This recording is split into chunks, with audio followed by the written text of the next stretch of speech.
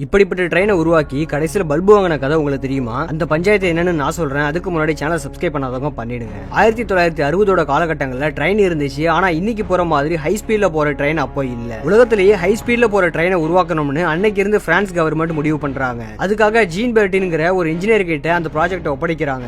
அவரும் 1965 இருந்து 1977 வரைக்கும் கிட்டத்தட்ட 12 வருஷம் கஷ்டப்பட்டு ஹை ஸ்பீட்ல போற ட்ரெயினை கண்டுபிடிக்கிறாரு. அதுக்கு ஏரோ ட்ரெயின் பேர் வைக்கிறாங்க.